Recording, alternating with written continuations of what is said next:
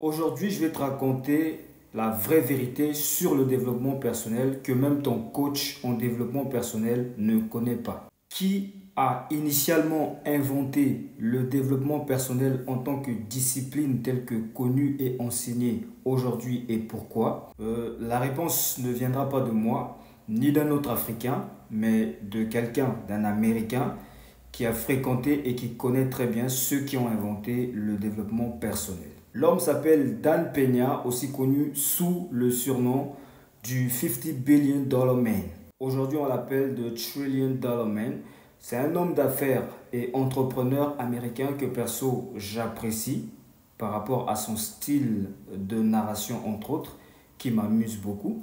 Dans quelques instants, tu verras de quoi je parle lorsque tu vas l'écouter parler. Il parle en anglais, d'où l'intérêt pour moi de te résumer d'abord en français ce qu'il dit dans l'extrait avant de te balancer justement l'extrait. Parce que je pense quand même que la majorité des personnes qui me suivent ne comprend pas forcément anglais.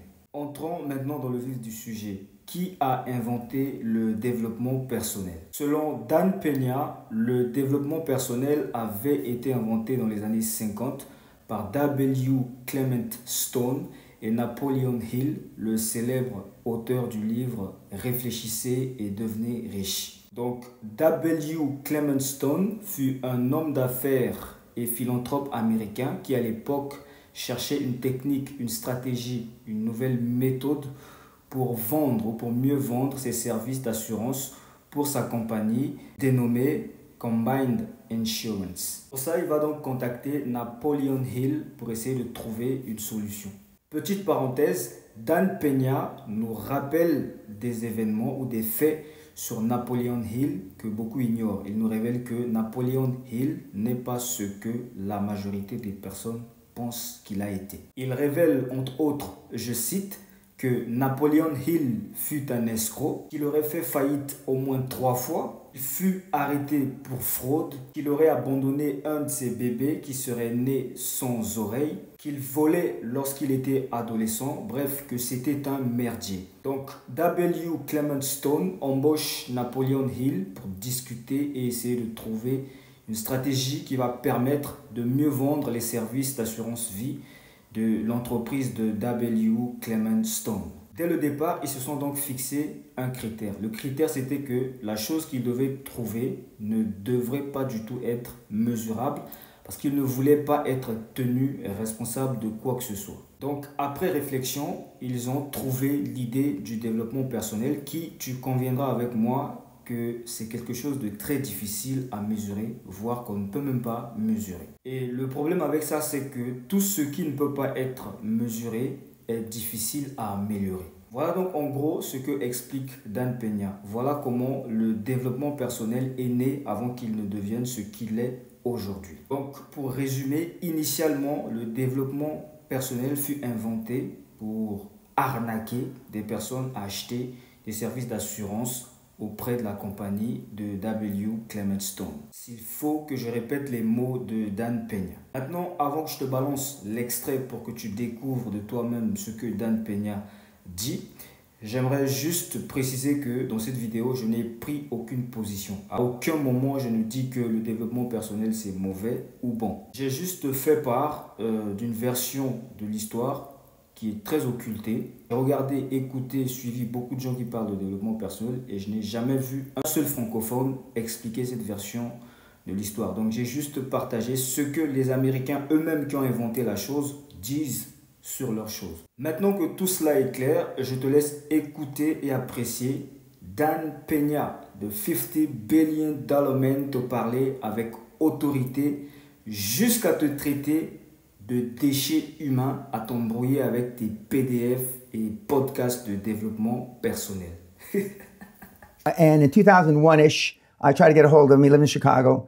For those that don't remember who W. Clement Stone was, he founded a company called Combined English, and he was Combined Insurance, excuse me, and he developed a theory of positive mental attitude to sell whole life insurance from his insurance salesman. Okay. In 1956, 58, something like that, he needed a new gimmick to sell life insurance. So he went to Napoleon Hill Think and Grow Rich, Fame, and the Magic of Success, or Secrets, all the books he's written. Now, most people don't realize Napoleon Hill went bankrupt at least twice, arguably 3 times, was convicted for securities fraud, abandoned his son that was born with no ears, was a highwayman robbing people in the hollers in Tennessee when he was a teenager. He was a fuck. Okay. Now, in addition to that, Napoleon Hill allegedly, as history would have it, interviewed Andrew Carnegie in that famous weekend on Nob Hill in his house. Now, I'd ask, why would a teenage boy spend a weekend with an old man? That's a whole other subject matter. Okay. Okay. So now we're fast forward to late 50s. Clement Stone approaches Napoleon Hill. We got to come up with a gimmick. So supposedly hours or days or weeks, whatever, they came up with an idea, and W. Clement Stone said, but it can't be measured. We don't want to be accountable. It can't be measured in any way.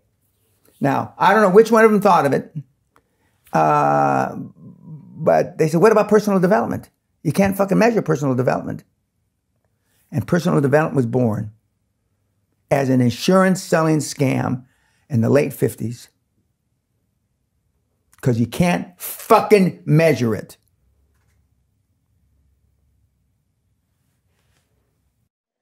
So he hired Napoleon Hill to come up with a sales idea to sell life insurance.